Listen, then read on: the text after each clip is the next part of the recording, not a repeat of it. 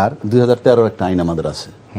2013 যে আইনটা হয়েছে সেটা হলো দ্বিপাক্ষিক, সেটা হলো বন্দি বিনিময়। জি, অর্থাৎ তার দেশের কোনো ব্যক্তি মানে বন্দি থাকে যে তাদের জন্য ওয়ান্টেড, তাকে বিনিময় করব। আমার কোনো আসামি যদি ওইখানে বন্দি থাকে, আমার কোনো ব্যক্তি যে আমার কাছে আসামি ওইখানে বন্দি, ওয়ান্টেড হইলে সে দিবে। এটা হলো 2013 মোটা দাগে। আরো কিছু জিনিস আছে। আর 1962 যেটা বলছে সে পালায় যদি কেউ যায় ওখানে, আচ্ছা, তাহলে প্রথম আপনাকে ডিসাইড করতে হবে শেখ হাসিনা ওখানে গেল কিভাবে। এই জায়গাটা অবশ্যই আপনাকে আসতে হবে, কারণ আমরা জানি যে শেখ হাসিনা যখন যান দেশ থেকে, উনি পলাতক না ক্ষমতা ছাড়ছে কিভাবে সেটা আমি ব্যাখ্যা আমি যাচ্ছি না, অন্য চ্যাপ্টার। বাট উনি যাচ্ছেন যখন, তখন কিন্তু দুই দেশের মধ্যে যোগাযোগ হয়েছে। আমার একটা এয়ারফোর্সের ফ্লাইট, বিমান, যুদ্ধ জাহাজ যখন আমার আকাশসীমা ক্রস করবে, অনুমতি ছাড়া যাওয়ার প্রশ্নই ওঠে না। তাহলে অনুমতি নিছে কে? বাংলাদেশের পক্ষ থেকে বাংলাদেশ আর্মি, বাংলাদেশ এয়ারফোর্স, বাংলাদেশ নেভাল, যারাই থাকুক তৎকালীন, প্লাস ওই দেশে যারা সংশ্লিষ্ট, যেটা ওখানকার আর্মি হোক, ওখানকার রাজনীতিবিদ হোক, ওখানকার জয়শঙ্কর সাহেব হোক, কারণ জয়শঙ্কর সাহেব বলছেন অলরেডি, বারবার অনুমতি চাইছে, ফাইনালি আমরা তখন। তার মানে কি? তিনি কিন্তু ওই হিসাব করলে দুই দেশের সাথে সমঝোতা করে তারপরে গেছেন। তাহলে বৈধ যাওয়া, তাহলে পালিয়ে যাওয়া না, বৈধ যাওয়া। এখন যদি বৈধ যাওয়া হয়ে থাকে, বৈধ যাওয়া হয়ে থাকলে 1962 আওতায় আপনি তারা কিভাবে আনবেন? তাকে আদালতে কেন নিবেন? যিনি বন্দি না কিন্তু পালায়ে যান নাই, না পালায়ে গেলেন 1962 কেমনে আনবেন? যদি বন্দি না থাকেন 2013 কেমনে আনবেন? 3, যদি সমঝোতার ভিত্তিতে যে থাকে আমি তাকে চাইবো কেমনে? 4, যদি এই সমঝোতার ভিতরে যারা আলাপ করছে আমার দেশের যে পার্ট, ওই পার্টের বিচার তো আমি করতে পারবো না, আমি আমার পার্টের কথা বলতেছি। আমার পার্টের যারা সম্পৃক্ত ছিল সমঝোতা করার নামে, তারা যদি সেটা বৈধভাবে করে থাকে, রাইট থেকে থাকে, কৈফিয়ত দেখ যে আমরা বৈধভাবে করছি। আর যদি অবৈধভাবে করে থাকে, তাহলে তাদেরকেই তো ইন্টারোগেট করা দরকার, তাদেরকেই তো তদন্তের আওতায় আনা দরকার। সুতরাং প্রশ্নগুলো তো সঠিক। আপনি শেখ হাসিনাকে আগে নির্ধারণ করতে উনি পালিয়ে গেছে, ভারতের কাছে পালিয়ে যাওয়া লোক কিনা। না, এখন আপনাকে আইনের জটিলতাটা না, ঠিক আছে, ক্লিয়ার। কিন্তু আমি একটা জিনিস জাস্ট তর্কের খাতিরে বা জানার জন্য যদি আমি বলি, আপনি যেহেতু আইনের মানুষ, যদি বিভিন্ন সময় আওয়ামী লীগের বিভিন্ন নেতারা বলতে চান এই কথা যে ওনাকে যে বিদেশে নিয়ে যাওয়া হচ্ছে এটা শেখ হাসিনা জানতেন না। শেখ হাসিনা তো আমার সাবজেক্ট না। তাহলে প্লেনের ভিতরে কি আছে সেটা আমার সাবজেক্ট না। সাবজেক্ট আমার তো একটা বিমান বাহিনীর ফ্লাইট যাচ্ছে, তাহলে ওই দেশে তো সমঝোতা করে গেছে। আপনি তো ওইটাকে অ্যালাউ করেন নাই, তো একটা দেশ তো অ্যালাউ করবে না। আমার দেশে করলো, কিন্তু যদি অ্যালাউ করলে যিনি সাবজেক্ট জানে তারা যে এটার ভিতরে শেখ হাসিনা আছেন, তারা অ্যালাউ করছেন। আর আমরা সমঝোতা, আমরা এখান থেকে আলাপ করছি, দুই পক্ষ তো আলাপ হইছে। আইনের দৃষ্টিকোণ থেকে আমাকে জোর করে নেওয়া হয়ে গেছে বা অথবা আমার অজ্ঞাতে নেওয়া হয়ে গেছে, এর দ্বারা কি আইনের কোনো সেটা তো আপনি ভিন্ন চ্যাপ্টার ওপেন করলেন। যে শেখ হাসিনা যদি ওপিনিয়ন দেয় যে আমাকে জোরপূর্বক নিয়ে আসছে কিংবা আমাকে না বইলে নিয়ে আসছে, সেটা তো আরেকটা চার্জেস আছে। আমি বলছি ইন্ডিয়ান এক্সপ্রেস যে কথাগুলো বলছে তার আলোকে শেখ হাসিনা সেটা বলুক, হ্যাঁ আমাকে ধরে নিয়ে আসছে আমি জানি না, বলে নাই তখন পর্যন্ত আমরা এই স্টেটমেন্ট তো পাইনি। বলুক, সে বললে পরে আরেকটা অধ্যায় ওপেন হবে, সেটা তো আরেক চ্যাপ্টার। আমরা আলোচনা করলাম ইন্ডিয়ান এক্সপ্রেস যা প্রকাশ করছে সেটা। আপনি 1962 ফালাইতে হইলে তাকে আনতে যে সে ওখানে পলাতক হিসাবে পালায়ে গেছে, কিন্তু পালায়ে যায় নাই। জয়শঙ্কর সাহেবের স্টেটমেন্ট আছে, আমার দেশের সরকারের স্টেটমেন্ট আছে, দুই দেশ আলোচনা করে তাকে পৌঁছেছে। আপনি একটা সামরিক বাহিনীর একটা প্লেন আরেক দেশ ক্রস করতে পারবে না, ওই কথাটা তো সুন্দর না। আপনি একটা রাষ্ট্র চালাবেন, সেটার জন্য আমরা এখন বাণিজ্য মন্ত্রী না অর্থমন্ত্রী কে বললো, বাণিজ্য 2 বছর মতো সময় লাগবে। ভাই আপনি এটা বললে তো পার পাবেন না। আপনার থাকলেই আপনার বাসায় তো এই ঘাটতিটা হবে না। আপনি আপনার বাসায় বইলে দেখেন না যে 3 দিন খাবার পাবেন না, আপনি সার্ভাইভ করবেন কিভাবে? না, তাহলে সে কি বলবে যে আমি বলি গ্যাস উত্তোলন করে আমরা মানে আগামী রোববার থেকে শেষ করে দেব। আমাদের তো বেসিক প্রবলেম কিন্তু এইগুলির চেয়েও আপনি ভালো করে লক্ষ্য করে দেবেন, ঘুরে ফিরে কিন্তু জিনিস আপনার যাই থাক না সবসময় বাড়তি টাকা দরকার। আপনার টাকা একটা বিরাট ফ্যাক্টর। আপনি দেখেন আমার বিদ্যুৎ থেকে কেন্দ্র থেকে বিদ্যুৎ পাবো না, কিন্তু তাদের ক্যাপাসিটি চার্জ আমার দিতে হবে। এবং বিদ্যুতের যে রেট ধরছে, যে কালেকশন হয়, তার থেকে স্টেট 40% টাকা চলে যাচ্ছে ক্যাপাসিটি চার্জ হিসাবে। এটা তো উত্তরাধিকার সূত্রে বিদ্যুৎ কোম্পানিগুলোর সাথে গত আওয়ামী সরকার, আমি সেটাই তো বলতেছি, চুক্তি করে রেখেছে। আপনি বললে তো হবে না, আমাকে তো বলতে দিতে হবে। জি, please। 40% আমার ক্যাপাসিটি চার্জ হিসেবে দিতে হবে। আপনি জনগণকে যদি বইলা রাখেন যে 2 বছর অপেক্ষা করতে হবে, ধৈর্য ধরতে হবে, ভালো কথা। একইভাবে যারা ক্যাপাসিটি চার্জ নেয় তাদেরকে একটু ধৈর্য ধরতে বলেন না কেন? তাদের কি ধৈর্য ধরতে হ্যাঁ, হবে? আমরা দিতে পারবো না এখন, আমরা দিতে পারবো না আপাতত। আপনি চুক্তি করেছেন না? চুক্তি করি, তাতে কি হইছে? আপনি তো আবার রাষ্ট্রটা চালাবেন নাকি রাষ্ট্রটা চালাবেন না? আপনি আমার বিদ্যুৎ দিবেন না, আপনার ক্যাপাসিটি চার্জ দেওয়ার জন্য আমার কাছে টাকা নিবেন বাড়তি, নিয়ে 40% তাদের পরিশোধ করবেন, জনগণ পাবে কি? আপনি তো ভাই জনগণের সাথে নিয়ে থাকতে হবে। আপনি যদি মনে করেন সত্য কথা বললেন ক্ষমতায় এসে, আপনি থাকবেন কিভাবে? আপনার এই প্রবলেমগুলোর জন্য কোনো আন্দোলন লাগবে না তো। আমি একটা তর্কের খাতিরে কথা বলছি। ধরেন আমি গ্যাস পাচ্ছি না, আমি গ্যাসের বিল দেবো, ফিক্স না গ্যাসের বিল, সে যেখানে কার্ড আছে নাহলে 1000 কত টাকা দিতে হয়, ওকে, আমি ওই জায়গায় থাকি, 1080 টাকা দিতে হয়। আমি গ্যাস পাবো না, বিল দিব, গ্যাস নাই অলরেডি, আপনি বিল নিচ্ছেন, তো আপনি বলেন যে আমার বিলটা নিবেন না। বিদ্যুৎ দিচ্ছেন না, বিদ্যুতের রেট বাড়াচ্ছেন, এটার মানে হচ্ছে কি? আমার যদি ক্যাপাসিটির বাইরে চলে যায়, আমি গ্যাস বিল দিতে পারতেছি না। ফর এক্সাম্পল, গ্যাস নেই, আপনি লাইনটা কাইটে দেন, দিলেন, আমি তর্কের খাতিরে বলতেছি, বিদ্যুৎ দিতে পারতেছি না, বিদ্যুৎ লাইন কেটে দেন, আপনি চলবেন কিভাবে? আমার লাইন কেটে দিবেন, আমার গ্যাস লাইন কাটেন, বিদ্যুৎ সব কাটেন, আমি অন্ধকারে থাকি, কোনো সমস্যা নাই, আপনি চলবেন কিভাবে? রাষ্ট্রটা চলবে কিভাবে? কাজে আপনি বইলেই তো পার পাবেন না। যেহেতু এই সরকার নির্বাচনের আগে বলছে, ফখরুল ইসলাম আলমগীর জোরালো কণ্ঠে বলেছে নির্বাচিত সরকার আসলে কোনো সংকট থাকবে না। অনির্বাচিত সরকারের সময় 250 আন্দোলন দেখছি, এই সরকার আসার পর কোনো আন্দোলনও নাই, সব সংকট কেটে যাবে নির্বাচনের পর। তাহলে কি নির্বাচনের পর আমরা সঠিক লোক চুজ করিনি? আবার কি নির্বাচন চাইবো আমরা? নির্বাচনই যদি সংকট সমাধান রাস্তা হয়, তো নির্বাচন তো হইলো, এরপর একদিন দুদিন, অলরেডি 6 মাস গেল, আপনি এখন বলতেছেন আরো 2 বছর লাগবে।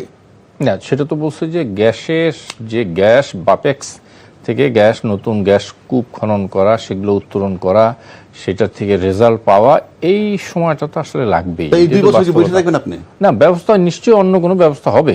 তাহলে তার আলাপ করে লাভটা কি এখানে? অন্য কোনো ব্যবস্থা হবে কি? ব্যবস্থাটা কি? জাতিকে বলেন আমার গ্যাস বিল নিয়েন না, আমি গ্যাসও পাবো না, বিল দিব, বিদ্যুৎ পাবো না, বিল দিব, ওভার চার্জ দিব, 40% ক্যাপাসিটি চার্জ দিবেন। ওদেরকে এত ভয় কেন? আপনি আগে দেশ বাঁচান, দেশ জনগণের সাথে আসেন, ক্যাপাসিটি চার্জ দিব না, ফর এক্সাম্পল, দেখি কি হয়। দেশের জনগণ আপনার সাথে থাকবে, আমার মনে হয়। দেয়ার ক্লিয়ারেন্স। আচ্ছা, আমি এই প্রসঙ্গে সংশ্লিষ্ট আরেকটু বিষয় একটু যাই, এটার সাথে রিলেভেন্ট।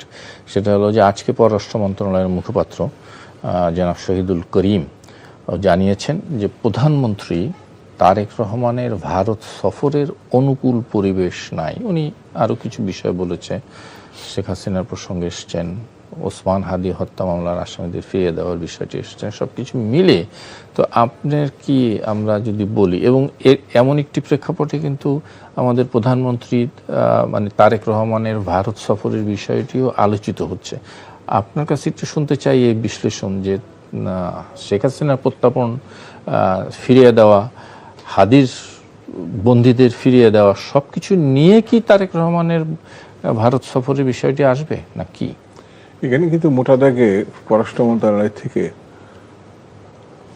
মুখপাত্র যেটা বলেছেন সেটা হচ্ছে এই অনুকূল পরিবেশ সৃষ্টির জন্য আহ্বান জানিয়েছে বাংলাদেশ ভারতকে, যে জনাব তারেক রহমান প্রধানমন্ত্রী বাংলাদেশ, তিনি যেতে আগ্রহী, কিন্তু অনুকূল পরিবেশ, আপনি যে দুটো প্রসঙ্গ উত্থাপন করেন সেটা আলোচনা হয়েছে।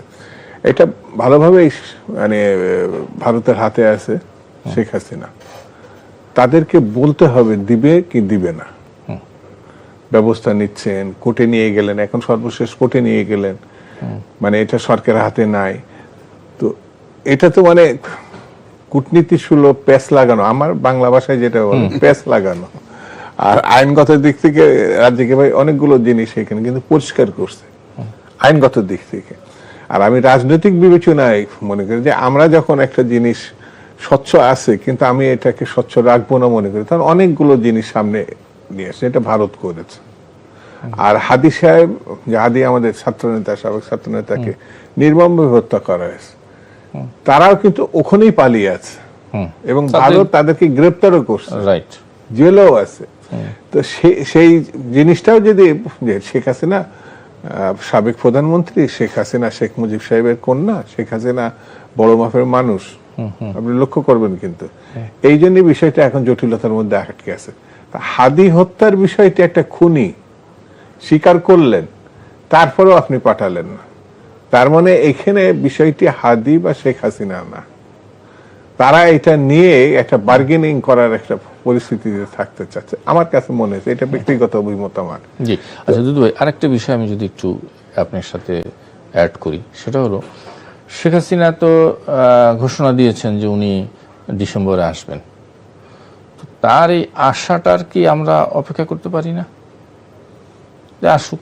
মানে আসুক, তারপরে কি হিন্দি দেবো? হ্যাঁ, না না না, আমি বলছি যে আমরা কি এই যে এই আশা নিয়ে আমাদের সরকার অথবা আপনার দল কি কোনো আমার দল আমার সরকার ফেরত চায় কিনা সেটাও তো বুঝতে হবে। মানে ভীত সন্ত্রস্ত যে শব্দটা আপনি বললেন, উচ্চারণ করলেন, জনগণ একজন খুনির যদি মানে নিখোঁজ থাকতো তাহলে আলাদা কথা। এখানে গণহত্যার সঙ্গে তিনি সম্পৃক্ত।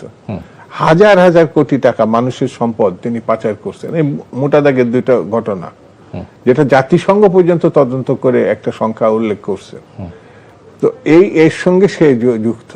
তো সেই যুক্ত মানে দেশের জনগণ চায় একটা খুনিকে ফেরত পাঠাক ভারত, আর মানে তাদের টাকা যেন বিশ্বের থেকে যেখানেই পাচার করুক সেটা ফেরত আনা হয়। তাদের নামেই তো তাদের টাকা আছে সুইস ব্যাংকে, এটা বিভিন্ন মাধ্যমে আসছে। প্রশ্ন হচ্ছে যে ভারত কেন তাকে এইসব প্যাচ লাগানোর কথা, সর্বশেষ আদালতের কথা আপনি যেটা বললেন, তো কেন? সে যেটা আমার তো বন্ধু, পরীক্ষিত বন্ধু, প্রতিবেশী আপনার। শুধু প্রতিবেশী না, 71 সালে তারা নিজেরাই দাবি করে যে তারা আমাদের বন্ধু, আমরাও স্বীকার করি। তো বন্ধুর সঙ্গে বন্ধুর এই ধরনের আচরণ তো যত উপযুক্ত না। আমাকে একটা খুনিকে চাচ্ছি, সাজাপ্রাপ্ত ব্যক্তিকে চাচ্ছি, ঠিক আছে? আমরা কি আমার আইন আদালত, আমার আইন কি বলে সেটা তো তারপরের ব্যাপার, বিষয়টা কিন্তু তারপরের ব্যাপার। আমাদের আইন আছে, আদালত আছে, বিচারক আছে, আইনজীবী আছে, বিশেষজ্ঞ পর্যায়ের আছে, যারা ওটা পরে ফেস করবে। তাদেরও মানে এই যে আসামি হিসাবে শেখ হাসিনা, কথার কথা, তারও তো অনেক আইনজীবী আছে।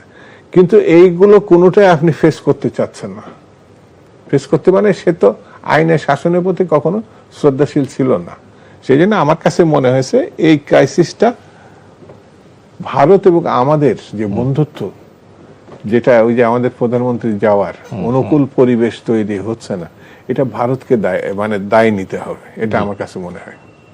আমি অনুকূল পরিবেশের সাথে একটু অ্যাড করি। জি প্লিজ। আসলে অনুকূল পরিবেশটা তো আপেক্ষিক। আপেক্ষিক বলতেই ভারত সরকার কি বলবে, নিশ্চয়ই আমাদের প্রধানমন্ত্রীর সাথে দেখা হলে বলবে, যদি প্রশ্ন রেজ করে, হ্যাঁ পরিবেশ অনুকূলে আছে আপনার, কোনো সন্দেহ নাই, কোনো টেনশন নাই, ইত্যাদি ইত্যাদি। কিন্তু আমার সরকার প্রধান তো ওনার অনুকূল পরিবেশটা উনি বিবেচনায় নেবেন।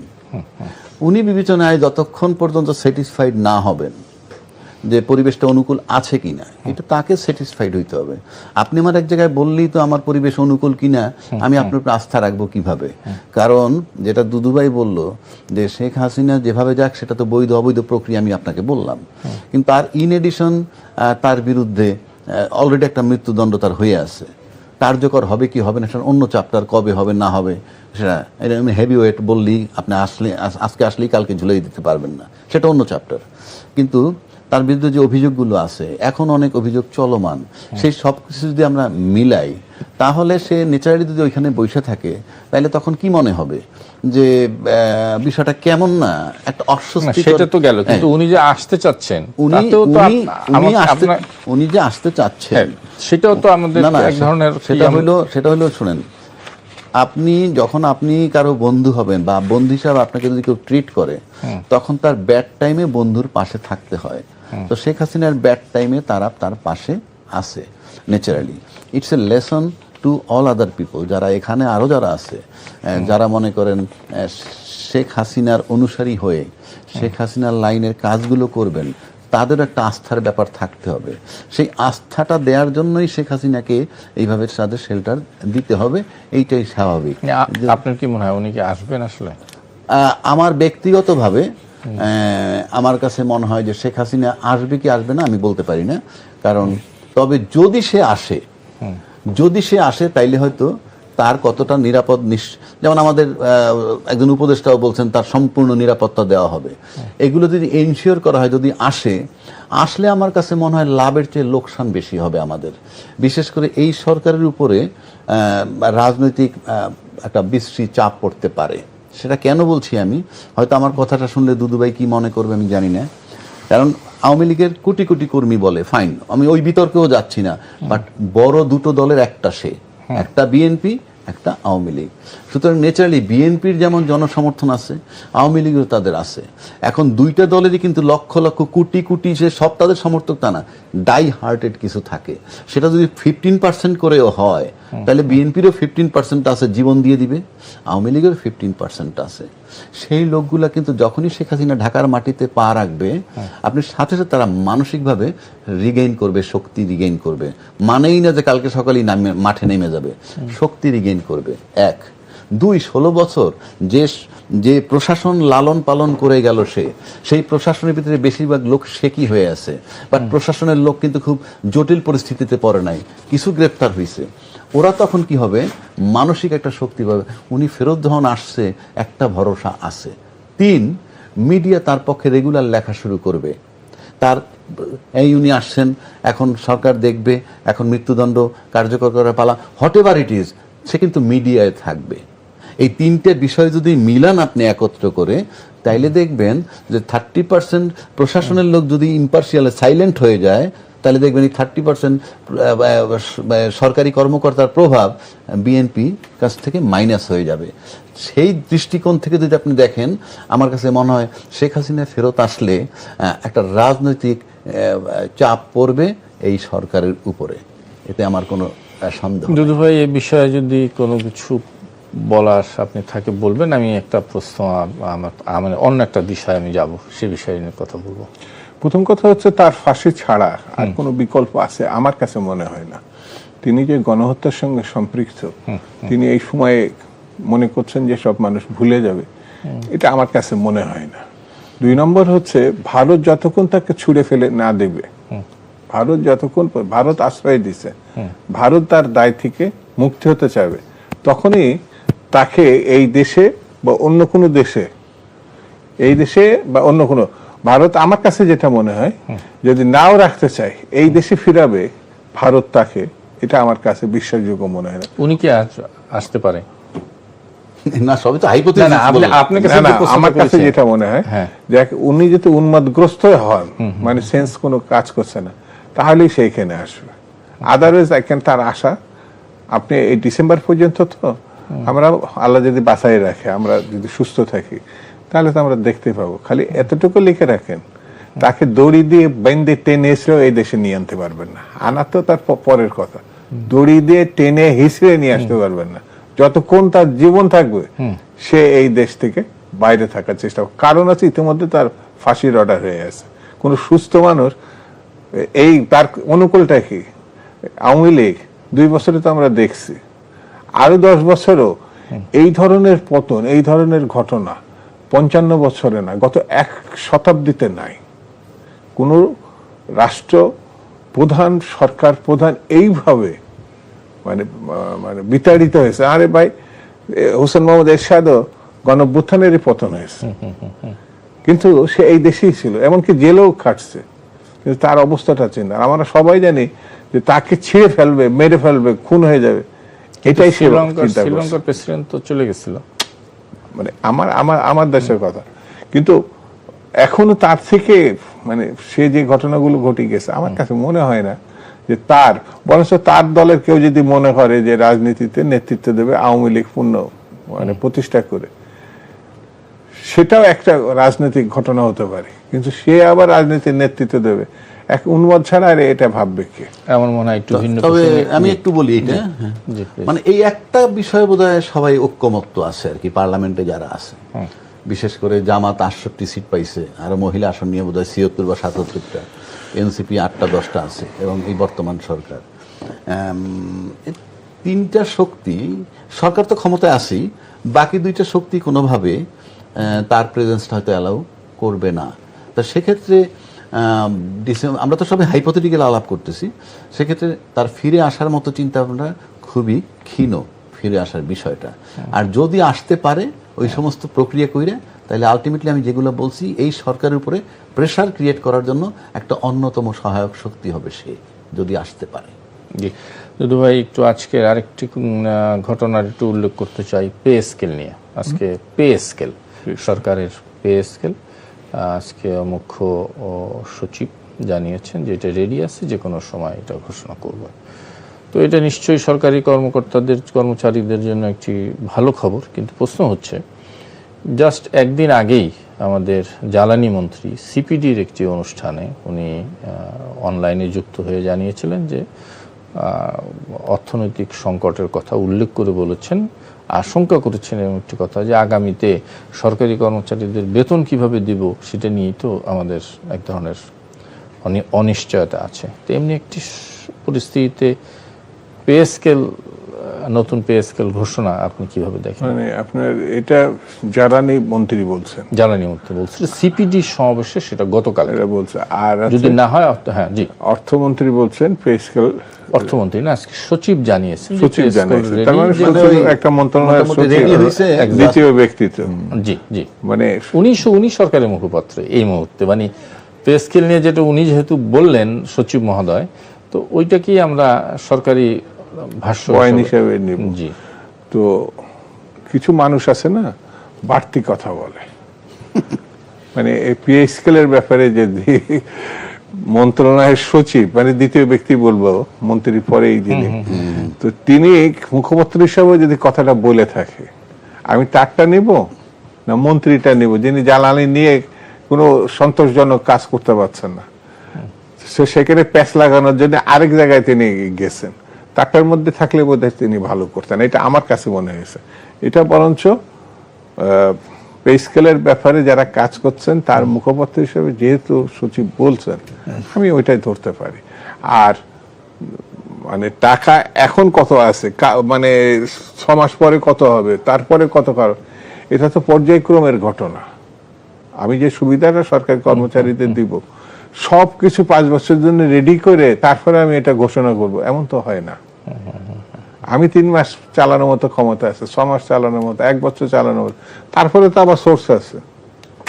এবং সরকারি যারা মানে এই ব্যাপারে যারা, আমরা তো দেখি যে পে স্কেল ঘোষণার সাথে সাথে সব জিনিসপত্র দাম বেড়ে যায়, তারপরে মানে মূল্যস্ফীতি তো আছেই এক ধরনের। যদিও পে স্কেলের আমি যেটা মনে করি, সরকার সবকিছু বিবেচনায় নিয়েই তো ঘোষণা করবেন। সচিবরা মনে করলে বা সরকারি কর্মকর্তারা মনে করলে হবে না, এটা সরকারের টোটাল মেকানিজম সবকিছু মিলে তারপরে তো এটা যদি মনে হয় যে ঘোষণা করার যোগ্য, তারপরে তো ঘোষণা করবে। তাহলে তো আমার কাছে মনে হয় না যে এটা নিয়ে এত রাজ্জাক ভাই একটু শুনতে চাই। এটা তো ভেরি সিম্পল, কারণ এটা যেহেতু সচিবদের স্বার্থ ইনভলভ, সুতরাং ন্যাচারালি আমরা আমলাতান্ত্রিক জটিলতায় পড়ে আছি কাল ধরে। সুতরাং তারা তো এক স্টেপ বাড়াইয়ে বলবে এবং তারা চাইবে এটা যত দ্রুত কার্যকর করা যায়। কিন্তু প্রশ্ন আমার সেটা নয়, সেখানে নয়। প্রশ্ন হচ্ছে যে আপনি এই যে পে স্কেল, নবম পে স্কেলে আমি দেখছি যেটা, সেটা সর্বনিম্ন বেতন যেটা ধরা হয় 8,200 টাকা, সেটা হয়ে যাচ্ছে প্রায় 20,000, এবং 78,000 টাকা যে বেতনটা, সেটা হয়ে যাবে প্রায় 1,60,000। অর্থাৎ 100 থেকে 140% পর্যন্ত বৃদ্ধি হবে বেতন। আপনি ভাবেন, এটা তো এই বাজেটে নাই। এবারের যে বাজেটটা হইল সেটার ভিতর নবম পে স্কেল ধরে তো বাজেট দেওয়া হয় নাই যে তাদের এই টাকাটা দাও, অলমোস্ট ডাবল টাকা হয়ে যাবে। 90,000 কোটি টাকার কাছে প্রায় 1,80,000 কোটি টাকা হয়ে যাবে। এই টাকা আপনি কোত্থেকে দিবেন? এখন আমলারা এমন একটা জায়গায় থাকে যে তাদের স্বার্থ রক্ষার জন্য সরকার বাধ্য হয়ে যায়। কারণ 18 লক্ষ লোক সরকারি কর্মকর্তা কর্মচারী 18 কোটি লোকের নিয়ে খেলে, আর এই খেলার প্লেয়ারগুলো হইল তার রাজনীতিবিদরা। এবং রাজনীতিবিদদের সেই ক্যাপাসিটি আমি দেখি নাই যে কন্ট্রোল করতে পারে, এখন পর্যন্ত সেরকম আমি দেখি না। কারণ বললে হয়তো আমাকে কেউ বলতে পারে আমি ছোট করে দিই, নো, আমরা কথায় কথায় বলি রাজনীতি তো সেই মেধা প্রজ্ঞা, সেই সিদ্ধান্ত দেওয়ার ক্ষমতাটা থাকতে হবে। না হলে মন্ত্রী বলে এক কথা, সচিব বলে দিল আর এক কথা। মন্ত্রী ঠিক ওই বিষয়ে আজকে বলেন না, উনি আগে অর্থনৈতিক সংকট নিয়ে কথা বলতে গিয়ে বলেছেন। আমি যে জায়গাটা আসতেছি, উনি বিরোধিতা করেন, ঠিক আছে, আপনি যে বাস্তবায়নটা করবেন, আপনার টাকা দেওয়ার খাতা একটাই, সেটা হলো গভর্নমেন্ট রাজস্ব। তা আপনি যে 90,000 কোটি টাকার বেতন, বাৎসরিক বেতন 1,80,000 কোটি টাকা করে ফেলবেন, এই টাকাটা নিবেন কার কাছ থেকে? আমার কাছ থেকে। আপনার কি রাইট আছে যে 18 লক্ষ লোকের টাকা দেওয়ার জন্য 100 থেকে 140% বাড়াইয়া আমার কাছ থেকে টাকা নিয়ে যাবেন? আমার গ্যাস নাই, বিদ্যুৎ নাই, দ্রব্যমূল্যের ঊর্ধ্বগতি। আপনি এরা কি ভয় পাচ্ছেন? স্ট্রেট কেন বলেন না দেশের এই অবস্থায় নো পে স্কেল? এই ক্ষমতা থাকতে হবে সরকারের, এই গার্ডস থাকতে হবে। আপনি তো তুলু তুলু করলে হবে না। আপনি যেমন জনগণকে বলে ফেলেন 2 বছর পরে আমরা এটা করব বা 6 মাস এটা হবে, স্ট্রেট বলে দেন। আপনাকে বিবেচনায় নিতে হবে দেশের পরিস্থিতি কি। আজকে আপনার পে স্কেল বাড়াই দিব, কালকে দ্রব্যমূল্য হু হু করে ঊর্ধ্বগতি হবে, তাহলে সাধারণ জনগণ আমার কোথায় যাবে? ভোটের বেলায় আমাকে লাগবে, আর ভোটের পরে আপনি 12টা 14টা কর্পোরেট পালবেন আর 18 লক্ষ কর্মচারী পালবেন। রাষ্ট্র সেজন্য নয়। রাষ্ট্র কিন্তু একটা পতাকা না। আপনি বাংলাদেশের সরকার, আপনি 18 কোটি লোকের সার্ভ করবেন, 18 লক্ষ লোকের না। You are to be very careful about it. আমার মনে হয় ক্লিয়ার। ছোট্ট আরেকটু বিষয় আলোচনা করে আমরা আজকের অনুষ্ঠান শেষ করতে চাই। দুদু ভাই, যদি আপনি আমাদের রাজ্জাকি ভাই যে কথাটা বললেন, 18 লক্ষ নয় 18 কোটি মানুষের কথা সরকারকে বিবেচনা করতে হবে। 18 কোটি মানুষ তো সরকারের মাথার মধ্যে আছে, এই কারণে 18 কোটি মানুষই এই সরকার প্রতিষ্ঠা করছে। তো এই সরকারকে আমি ছোট করে দেখছি না। তার ক্যাপাসিটি না থাকলে মানে কোনো নেতৃত্ব দেওয়ার মানে যে এটি কোনো রাজনৈতিক বা কূটনৈতিক সিদ্ধান্ত হবে না, অর্থাৎ শেখ হাসিনাকে ফেরত দেওয়ার বিষয়ে এটি কোনো রাজনৈতিক বা কূটনৈতিক সিদ্ধান্ত হবে না। 2013 সালে দ্বিপাক্ষীয় বন্দি বিনিময় চুক্তি এবং 1962 সালের প্রত্যর্পণ আইন, ভারতীয় প্রত্যর্পণ আইন অনুসারে পালিয়ে আসা অপরাধীর বিষয়ে যা বলা আছে, সেখানে ভারতের কোর্টের ইচ্ছা করলে সে পররাষ্ট্র মন্ত্রণালয় সিপিবি একটি উইং, সেই উইং এই জিনিসটা নিতে পারে, অর্থাৎ আদালতের মতামত নিতে পারে, এবং সেক্ষেত্রে এটা ভারতীয় সরকারের হাতে আর নাই, এরকম একটি রিপোর্ট তারা করেছে। এই বিষয়ে শুনতে চাই আপনার কাছ থেকে। This is Bharat. তা আমি আগে একটু জ্বালানি বিষয়ে একটু কথা বলি, বেশি না। প্রথম কথা হচ্ছে যে বর্তমান সরকারের অর্থমন্ত্রী কিন্তু সত্যটাই উচ্চারণ করেছে। সেটা কিন্তু রাগঢাক করে কিছু বলেননি। সব ঠিক আছে, একটু সামান্য সমস্যা আছে, এটা আমরা দেখছি, এমন না। কিন্তু তিনি পরিষ্কার করে গত সরকারের প্রসঙ্গ বলেননি বটে, কিন্তু সমস্যাটা ওই জায়গায় সৃষ্টি হয়েছে। গত সরকার মানে ডক্টর ইউনূস সাহেবও কিছু করেনি, শেখ হাসিনা বা ডক্টর ইউনূস ওইভাবে এই মীমাংসাগুলো হয় নাই। যেগুলো ধারাবাহিকভাবে হাতের মধ্যে ছিল সেটা দিয়ে 18 মাস চালিয়ে দিয়েছেন। কিন্তু এটা আমদানি নির্ভর যদি থাকে এই সেক্টরটা, জ্বালানিটা, ব্যবসায়ী সম্প্রদায়ের, আমি খোলামেলায় বলি, তারা হয়তো অখুশি হবে, তাদের লাভ হবে, জনগণ ভুগবে। এটাকে রাষ্ট্রীয়ভাবে আবার একটা প্রসঙ্গ সামনে নিয়ে আনার চেষ্টা করা হচ্ছে যে বেসরকারি খাতে এটা দেওয়া যায়, হ্যাঁ, দিয়ে দেওয়ার যায় কিনা। আমি বলবো এটা হবে আরেকটা প্রশ্নবোধক অবস্থা। মানে যেখানে সরকারি এটা মানে নির্ভর করছেন, সেখানে জনগণ এই জ্বালানি খাতটাকে, এত একটা গুরুত্বপূর্ণ বিষয় জ্বালানি গ্যাস, এটাকে বেসরকারি মানে এটা আমার বিবেচনা, ব্যক্তিগতভাবে বলেন, এটা দলীয় ব্যাপার না, ব্যক্তিগতভাবে আমি মনে করি যে এইটা নিয়ে পার্লামেন্টে আলোচনা হতে বা পেশাজীবীদের মধ্যে রাজনৈতিক ব্যাপারে, তারপরে এই ব্যাপারে যদি করতে হয় সিদ্ধান্তটা, তারপরে ঠাস করে এটা সিদ্ধান্ত নেওয়ার মতো ঘটনা না। আর জ্বালানিকে মীমাংসাযোগ্য না করতে পারলে আমাদের অর্থনীতি বড় ধরনের ধাক্কা খেতে পারে। কলকারখানা, যেটা ইতিমধ্যে আপনি বলেছেন যে বিভিন্ন জায়গায় বন্ধ হয়েছে, কিন্তু সরকারের উদ্যোগ আছে বন্ধ কলকারখানা ওপেন করা, যাতে সেখানে মানে আমাদের কর্মীরা চাকরি পায়, যারা ছিলেন তারা আবার ওই কাজটা পায়, শ্রমিকরা সেখানে যেতে পারে। কিন্তু এই খাতটা যদি জ্বালানি মানে নির্ভর হয়ে থাকে, মানে কলকারখানা, সে জ্বালানি ঠিক না করলে তো ওইগুলো ঠিক হবে না। না, কিন্তু দুদু ভাই, যখন আপনি একটি খুব দায়িত্বশীল পর্যায়ের থেকে যদি সত্যি কথাই বলছেন, ঠিক আছে, কিন্তু 2 বছরের কথা যখন আমি শুনি, তখন আমার মনে তো অনেক, না 2 বছরে উনি আলটিমেট বলছেন, কিন্তু এমার্জেন্সি বলে কিছু কথা আছে। মানে আপনার কাজ চলছে, আপনি তার মধ্যে ব্যবস্থাও নিচ্ছেন, আপনি একের সব ব্যবস্থা নেওয়ার পরে ওপেন করবেন, এটাও হতে পারে, কিন্তু তাহলে তো 2 বছর অনেক কর্মী টিকেও থাকতে পারবে না, অনেক সংসদ ধ্বংস হয়ে যাবে। সেই জন্য অতীতে যাই ঘটুক না কেন বর্তমান নির্বাচিত সরকারে মানে জোরে সোরে আমার বিবেচনায় এই কাজটা নিতে হবে। এবং আমি নিশ্চিত আমাদের মাননীয় প্রধানমন্ত্রী জনাব তারেক রহমান সকল ক্ষেত্রে কিন্তু নিজে এগুলো দেখছেন, বিশেষ করে মানুষের বেকার সমস্যা এই বিষয়গুলো তিনি নিশ্চয়ই এটা সিরিয়াসলি ভাববেন বলে আমার কাছে মনে হয়। দ্বিতীয় যে প্রশ্নটা ভারতের, এটা আমি শুরুতেই বললাম, দিস ইজ ইন্ডিয়া, সেটি হচ্ছে 2 বছর বসিয়ে উনি কি জেলে রাখছিলেন অপরাধী হিসাবে? না না, সেই দেশে তো কোনো অপরাধ করেন নাই উনি। না, এই দেশে করছে তো, তাহলে ওই দেশে কেন আপনি কোর্টে নিয়ে যাচ্ছেন? তাকে পাঠানোর ব্যাপার নেই? না, কোর্টে নিয়ে যাচ্ছে বলা হচ্ছে ওই পত্রিকার বরাত অনুযায়ী। আমি না, আমিও ওই জায়গাটায় বলছি। আপনি এটা যেদিন গেছে তার পরের দিনই বলতে পারতেন, তারপরের দিন বলতে পারতেন। 2 বছর লাগলো। আমার পাশে তো আইনজীবী রয়েছেন, রাজ্জাকি ভাই তো আছে। আইন আদালত এটা বলছে না, এটা রাজনৈতিক নেতৃত্ব বলছে। উনি আইন আদালতের কাছেও যান নাই, সরকারও যায় নাই। তার মানে আরেকটা চ্যাপ্টার ওপেন করতে চাচ্ছে তারা, কি করে আরো সময় মানে বাড়ানো যায় লম্বা। আমার কাছে সেটা প্রশ্ন না। শেখ হাসিনা আমাদের দেশে ক্রিমিনাল হোক, নেত্রী হোক, দণ্ডপ্রাপ্ত আসামি হোক, যাই হোক, সে তো এই দেশের। সেই সময় উনি নিজের জীবন বাঁচানোর জন্য ওই দেশে গেছেন, ওই দেশ তারকে আশ্রয় দিছে, ঠিক আছে। এখন তো সেই পরিস্থিতি নাই।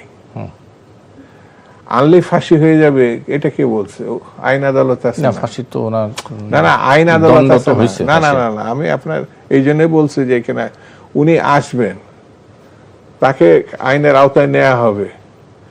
আইন তাকে আপিল করতে সুযোগ দিবে কিনা এটা কোর্টের ব্যাপার। তো সেটা আমার আইনজীবী এখানে আছেন, তিনিও ভালো বলতে পারবেন। যদি না হন তাহলে পরে তাকে তো ফাঁসিতে ঝুলতে হবে। আমরা তো কোন রকম দেশ বিরোধী, মানুষ হত্যা কোনো কিছুই করি নাই। একাধিক মামলা না, একাধিকবার জেলে গেছি, দিনের পর দিন জেলে থাকছি। আমি তো 2.5 বছর জেল কাটছি। সরকারের বিরুদ্ধে আপনি আন্দোলন করছেন, সরকারের বিরুদ্ধে গণতান্ত্রিক ভাবে যে কেউ বলতে পারে, যে কেউ তার প্রোটেস্ট করতে পারে, যে কেউ। আমার নেত্রী 6 বছর ধরে জেলে রাখা হয়েছিল মিথ্যা মামলায়, দেশ নেত্রী বেগম খালেদা জিয়ার। আমাদের এমন কোন মহাসচিব সহ এমন কোন নেতা বা কর্মী নাই যার বিরুদ্ধে মামলা এবং জেলে নেওয়া হয়নি। মহাসচিবের সঙ্গে আমি 4-5 বার থাকছি। তো তিনি অসুস্থ, বয়স্ক মানুষ, এই যে বিবেচনায় রাখেন। এই যে অর্থমন্ত্রীর কথা বললেন, আমি কৃষ্ণমত, উনিও জেলে ছিলেন, কে জেলে ছিল না? তো আজকে উনি ওখানে আসেন, জেলে না, রাষ্ট্রীয় অতিথি হিসাবে আছেন। এই কথাটা একাধিকবার ভারতীয় সরকার রয়েছে। রাষ্ট্র যখন ফেরত দেওয়ার কথা হলো তখন আইন কাজ করলো। এতদিন তো উনি রাষ্ট্রীয় অতিথি ছিলেন। রাষ্ট্রীয় অতিথি ছিলেন, আবার তার দেশে নিয়ে এসে পৌঁছায় দেবেন। এখান থেকে যেমন হেলিকপ্টার গেছে, হেলিকপ্টার নিয়ে পৌঁছে দেবেন, না হলে বলবে যে আমাদের সরকারকে নিয়ে আসবে।